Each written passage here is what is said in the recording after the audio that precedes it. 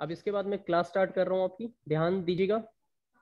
बहुत सारे बच्चों ने देखा, बल्ब देखा होगा, पहले के टाइम में हुआ करता था ये यूज। 1 मिनट म्यूट करना बेटा, सॉरी होल्ड करना एक बार। सारे बच्चे सामने देखो, सारे बच्चे सामने देखो बेटा, और म्यूट हो जाएंगे सब। सामने देखिए, ये है बल्ब, और बल्ब के अंदर जो ग्लो करता है, जो लाइट देता है, उसे कहते हैं बेटा फिलामेंट। और बल्ब का जो फिलामेंट होता है वो एक खास तरीके के मटेरियल से, एक मेटल से बना होता है। उस मेटल का नाम होता है टंगस्टन। सभी बच्चों को ये नाम याद रखना है। 1 मार्क में एक क्वेश्चन जरूर पूछा जाता है कि name the material by which the filament of the bulb is made up of. तो आंसर होगा आपका टंगस्टन होगा उसका, ठीक है। तो filament of bulb is made up of tungsten. देखो ऊपर आ रही है हेडिंग, टंगस्टन की स्पेलिंग TUNGSTEN, ये टंगस्टन की स्पेलिंग रहने वाली है, ठीक है। इसका मेल्टिंग पॉइंट बहुत हाई होता है, तो जब इसमें से इलेक्ट्रिसिटी पास होती है तो ये ग्लो करता है, लेकिन मेल्ट नहीं होता है, क्योंकि इसका मेल्टिंग पॉइंट हाई होता है। और इसी वजह से हम कहते हैं कि ये जो है बल्ब के अंदर ये फिलामेंट यूज किया जाता है, ठीक है। इसके बाहर की तरफ की एक ग्लास होता है ऐसे करके, और इसके अंदर एक खास तरीके की गैस भरी जाती है जो आर्गन होती है, ताकि ये ऑक्सीडेशन ना हो। और अंदर जो है, क्योंकि ऑक्सीजन के प्रेजेंस में कोई भी चीज आसानी से बर्न हो जाती है, तो ऑक्सीजन के प्रिवेंशन से बचाने के लिए इसके बाहर एक ग्लास का एक कवरिंग चढ़ाई जाती है, और उसमें एक इनर्ट गैस डाली जाती है ताकि बल्ब हमारा आसानी से फ्यूज ना हो। ये देखो, जब आपका बल्ब फ्यूज होता है तो फिलामेंट बीच में से टूट जाता है। अपने पिक्चर में सामने देखते रहिए, बीच में से ब्रेकअप हो गया है, मेल्ट हो गया है, टूट गया है, तो फिर आपका बल्ब नहीं जलेगा, और फिर उसे आपको रिप्लेस करना पड़ता है। समझ गए? तो bulb is fuse when the filament is broken और बर्न डाउन, जल जाता है, तब ऐसा देखने को मिलेगा आपको, ओके। अब हमें heating effect of electric current. Heating effect of electric current का मतलब क्या होता है कि आपको पता है कि अगर आप बल्ब को टच करोगे जो ग्लो कर रहा था, तो उसमें वो हीट हो जाता है, गर्म हो जाता है। आप में से कई बच्चों ने कभी जरूर देखा होगा कि आप बल्ब को, अगर आप, जब वो जल रहा होता है उस टाइम पे अगर आप उसे टच करेंगे तो हीट अप हो जाता है। इसी प्रोसेस को या इसी चीज को कहते हैं heating effect of electric current. हमने तो बल्ब को लाइट के लिए जलाया था, लेकिन उसमें तो हीट भी पैदा हो गई और वो हीट अप किया।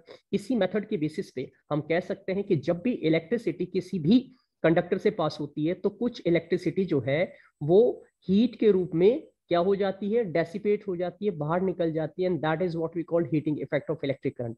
और इसी चीज को जब साइंटिस्टों ने नोट किया तो उन्होंने क्या देखा, उन्होंने देखा, ठीक है, कि इस इलेक्ट्रिसिटी का इस्तेमाल हम बल्ब जलाने के अलावा हीट के लिए भी कर सकते हैं। तो आजकल सर्दियों का मौसम है और आपके सभी के घर में गीजर होंगे या पानी को गर्म करने वाली इमर्शन रोड्स होगी। तो उनको जब भी हम इलेक्ट्रिसिटी से कनेक्ट करते हैं तो वो क्या करते हैं, वो वाटर को हीटअप करते हैं। हीटर आपने देखे होंगे, तो वहां पे उस टेक्निक को यूज किया गया है जहां पे हम इलेक्ट्रिसिटी से क्या डेवलप करते हैं, हीट डेवलप करते हैं। और इसी प्रोसेस को, इसी मेथड का नाम है heating effect of electric current, okay. तो सवाल है कि कहाँ कहाँ यूज करते हैं। देखिए ये पिक्चर देखते जाए, आपको सारी बात समझ में आएगी। ये एक प्रेस है जिसको हम कहते हैं आयरन।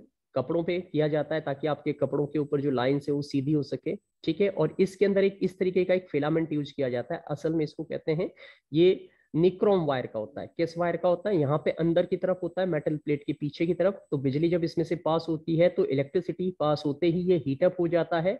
और ये हीटअप इसलिए होता है क्योंकि ये heating effect of electric current का इस्तेमाल करता है। और ये निक्रोम वायर जो है आपके हीटर में भी लगी होती है। इसका भी मेल्टिंग पॉइंट नियरली जो है बहुत हाई होता है, और ज्यादा होने की वजह से ये आसानी से बर्न नहीं होता, खराब नहीं होता, और आपका प्रेस कई महीनों तक, कई सालों तक काम करता रहता है। दूसरा पिक्चर देखिए, ये है गीजर, जो आपके घर में बाथरूम में होगा जहां पे आप पानी गर्म करते हो। या फिर ये वाला जो पिक्चर आपको दूसरा दिखाई दे रहा है, इसे कहते हैं इमर्शन रोड। ये इमर्शन रोड है जिससे हम पानी गर्म करते हैं।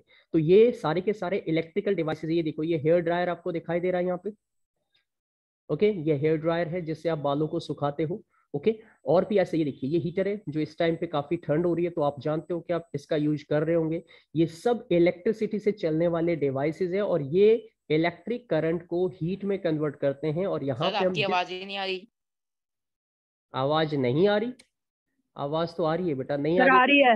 रिकॉर्डिंग सुन लेना बाद में, कोई बात नहीं।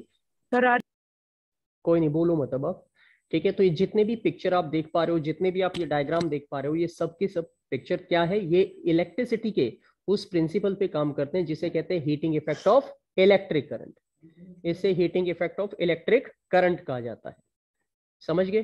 तो इसी प्रिंसिपल पे आप ये सारे डिवाइसेस यूज करते हो। अगला सवाल है हमारे पास, what is heating effect of electric current. तो आप लिखोगे production of heat when electric current passes through a material is known as heating effect of electric current, कि जब भी हम किसी कंडक्टर में से इलेक्ट्रिक करंट को पास करते हैं तो वो गर्म हो जाता है। इसी मेथड को, इसी प्रोसेस का नाम है heating effect of electric current.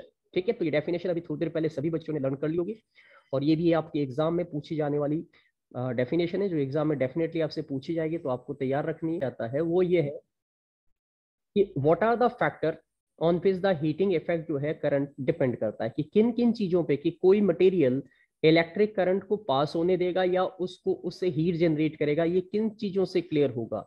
ये तीन बातें आपको याद रखनी है, material of the wire, length of the wire, thickness of the wire.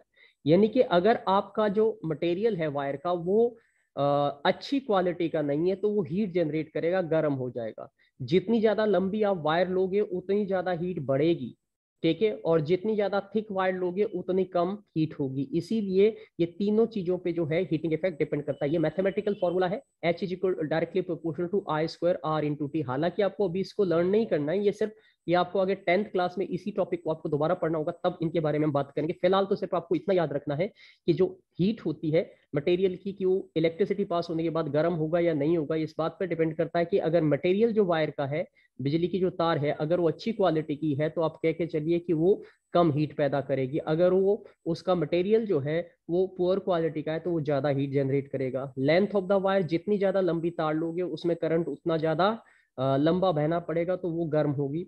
Thickness of the wire, जितनी मोटी हम वायर लेंगे हमारा करंट आसानी से फ्लो करेगा, क्योंकि आपको पता है कि थिक चीजों के अंदर से इलेक्ट्रिसिटी को पास करने में ज्यादा प्रॉब्लम नहीं होगी। मैं इसका ज्यादा डिटेलिंग आपको नहीं करा रहा हूँ क्योंकि आपके सिलेबस में लिमिटेड सी बातें दे रखी है। ठीक है, अब आते हैं बेटा application of heating effect of electric current. Application का मतलब होता है फायदे, यूज, कि आप ये heating effect of electric current का इस्तेमाल कहाँ करते हैं। आपने इस तरीके की फ्यूज आपने कहीं ना कहीं अगर देखे हैं, या ये पुराने जमाने के ऊपर पिक्चर दिखा रखी है, फ्यूज हुआ करते थे, अब कुछ इस तरीके के मिनी फ्यूज आने लग गए, ऑटो फ्यूज जो कार में, बाइक में लगे होते हैं, कि अगर जरूरत से ज्यादा करंट फ्लो हो तो ये फ्यूज ऑटोमेटिकली क्या हो जाएंगे, ब्रेकअप हो जाएंगे, टूट जाएंगे, बर्न हो जाएंगे, और आपकी जो चीज है, जो आपका डिवाइस है, वो बर्न होने से, जलने से बच जाएगा। क्योंकि कई बार इलेक्ट्रिसिटी की वजह से जब इलेक्ट्रिक करंट ज्यादा होता है तो उस टाइम पे रेजिस्टेंस बढ़ जाता है और हीट इतनी ज्यादा बढ़ जाती है कि उसमें आग लग जाती है। तो ये एक तरीके के ऐसे डिवाइस है जो सेफ्टी डिवाइस है, और ये हमारे सर्किट में लगे होने की वजह से ज्यादा करंट को आगे नहीं जाने देते हैं और खुद उड़ जाते हैं, तो आगे का करंट रुक जाता है, क्योंकि सर्किट आपका टूट जाता है और आपके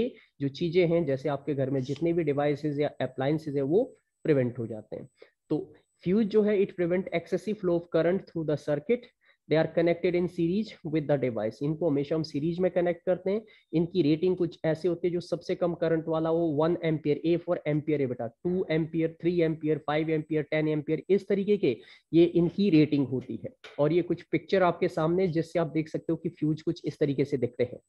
ठीक है, तो ये बस आपको इतना याद रखना कि फ्यूज क्या होता है। बोलोगे fuse is a preventive device that help us to save the circuit, जो हमारे सर्किट को सेफ रखता है। इस तरीके से देखो, ये भी आपने देखे होंगे, इनको भी, ये भी एक तरीके के फ्यूज है, बट इनको एक नए नाम से जाना जाता है, इन्हें बोलते हैं एमसीबी। एमसीबी की फुल फॉर्म याद रखिएगा सारे बच्चे, मिनिएचर। एम का मतलब होता है मिनिएचर, सी का मतलब होता है सर्किट, और बी का मतलब होता है ब्रेकर। तो ये मिनिएचर सर्किट ब्रेकर है, कि जैसे ही करंट जरूरत से ज्यादा आपके सर्किट में आएगा, आपके घर में या आपके लाइन में आएगा, ये ऑटोमेटिकली ड्रिप हो जाएंगे। तो पहले तो फ्यूज होते थे, वो उड़ते थे, फिर लगाने पड़ते थे, चेंज करने पड़ते थे, लेकिन ये ऑटोमेटिकली ड्रिप हो जाएंगे। ये बिल्कुल वैसे ही जैसे आपके घर में जो प्रेस होती है बिजली से चलने वाली, आप जितने पे उसे सेट करोगे, जैसे ही टेम्परेचर उतना पहुंचेगा, वो अपने आप क्या हो जाएगी, बंद हो जाएगी, और जैसे ही वो टेम्परेचर कम होने लगेगा फिर ऑन हो जाएगी ऑटोमेटिकली। तो ये मिनिएचर सर्किट ब्रेकर जो एमसीबी है, ये भी ऑटोमेटिकली आपके करंट को क्या करती है, कंट्रोल करती है। तो अगर एक्सेसिव करंट आपके उसमें से फ्लो करेगा तो वोल्टेज जो है वो उसमें, उसकी वजह से हीट बढ़ सकती है, वायरिंग में आग लग सकती है। तो ये प्रिवेंट करने के लिए ये खास तरीके के डिवाइसेस लगाए जाते हैं। ठीक है, तो इन बातों का आपको पता होना चाहिए। मोर कॉमनली इनको हम फ्यूज की जगह पे आजकल जितने भी नए घर बन रहे हैं उनके अंदर आप इसी तरीके के सर्किट, जहां मीटर होता है उसके बाहर एक बॉक्स लगा होगा, उसमें देखोगे तो ये ऑटो टर्न ऑफ होते हैं। जब भी फॉल्टी कंडीशन होती है, कहीं पे शॉर्ट सर्किट होता है, कहीं पे इलेक्ट्रिक करंट ज्यादा आता है, तो ऑटोमेटिकली बंद हो जाते हैं, ड्रिप कर जाते हैं। इनको आसानी से आप बटन को ऊपर करोगे तो ये रिस्टोर हो जाते हैं। सेफ हैंडलिंग होती है, क्योंकि ये आपको करंट या शॉक लगने से बचाते हैं। इजी टू आइडेंटिफाई, जो बटन नीचे गिर गया है वही वाला जो है वो खराब है, तो उसको ऊपर कर दो, ऑटोमेटिकली ठीक हो जाएगा। इस तरीके के इसमें स्विचेस लगे हुए होते हैं। ठीक है, अब की बात करेंगे, तो इलेक्ट्रिक की बात कर रहे थे।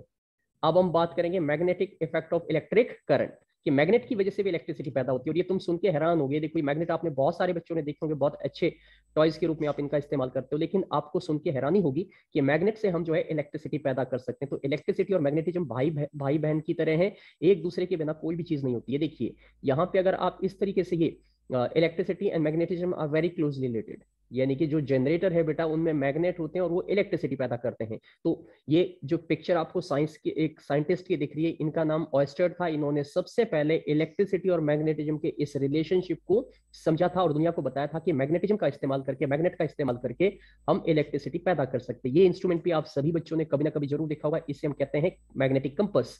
ये आपको डायरेक्शन बताने में हेल्प करता है, कि ये जो रेड कलर की इसमें निडल होती है, ये नॉर्थ साउथ ईस्ट वेस्ट की डायरेक्शन को हेल्प करती है डिटेक्ट करने में।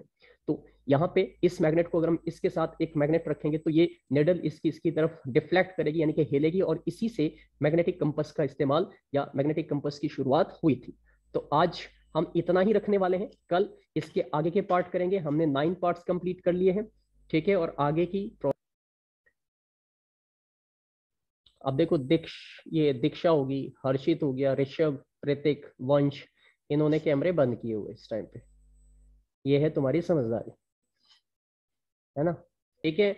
उसके बाद ये हीटिंग इफेक्ट क्यों होता है इसके बारे में आपको बताया गया, ठीक है। उसके बाद आपको जो है एमसीबी की फुल फॉर्म बताए गए, मिनिएचर सर्किट ब्रेकर, जो आज के लेटेस्ट फ्यूज है जिनको ऑटोमेटिकली ये ड्रिप करते हैं और इनको हम ऑन ऑफ एनी टाइम कर सकते हैं। तो ये सारी बातें आज के क्लासेस में आपने समझने की कोशिश की।